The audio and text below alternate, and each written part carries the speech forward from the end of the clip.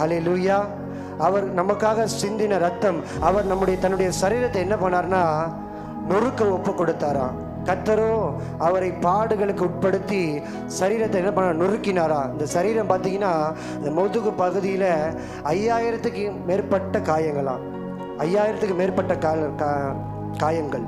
இந்த 39 முறை வாரினால் அடிக்கும்பொழுது சதையெல்லாம் அப்படியே பிச்சுட்டு வருமா, நரம்புகள் எல்லாம் அப்படியே வெடிக்கும், நரம்புகள் எல்லாம் அப்படியே கிழித்து கொண்டு ரொம்ப அகோரமாக அந்த கேடு அடைந்தாராம். 10000ங்களில் சிறந்தவர். அவரை போல ஒரு அழகுள்ள தெய்வம் இந்த உலகத்தில் யாருமே கிடையாது. அவரை போல ஒரு பூரணர், 10000ங்களில் சிறந்தவர், வெண்மைய சிகப்புமானவர். அப்படியாப்பட்ட தேவன் வேதம் சொல்லுகிறது ஏசாயால, நாம் அவரை பார்க்கும் பொழுது நாம் விரும்பத்தக்க ரூபம் இல்லாதவராக என்ன பண்ணலாம், நமக்காக நம்முடைய பாடுகளுக்காக அவர் அந்த கேடு அடைந்தாராம். உங்கள் எல்லாருக்கும் தெரியாத ஒரு விஷயத்தை தெரிஞ்சிருக்குமா என்னன்னு தெரியல, ஆனாலும் நான் சொல்ல ஏவப்படுறேன். தாழ்மையோடு கூட இந்த வார்த்தையை நான் சொல்கிறேன். என்னன்னு பார்த்தீங்கன்னா, நம்ம சில நேரத்தில் ஃபோட்டோலாம் பார்த்துருப்போம்.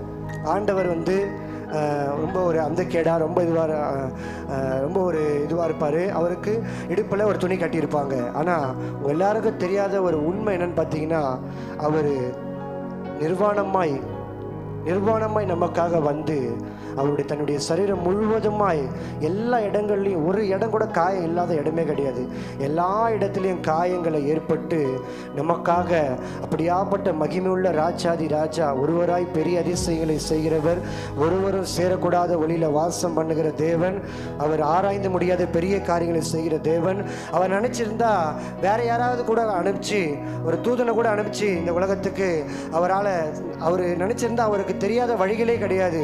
கோடி வழிகள் இருக்கிறது. அவர் ஜனங்களுக்கு பாவ மன்னிப்பு கொடுக்கணும்னா ஏன் அவரே நிர்வாணமாய் நமக்காக எத்தனையோ பாடுகளை சகித்து, எவ்வளவோ வேலைக்காரர்களிடத்துல எவ்வளோ அடிகள் பட்டு துப்பப்பட்டு நமக்காக ஏன் ஆண்டவர் செய்தாருன்னா நம்ம மேலே வைத்த அன்பு. ஹல்லேலூயா.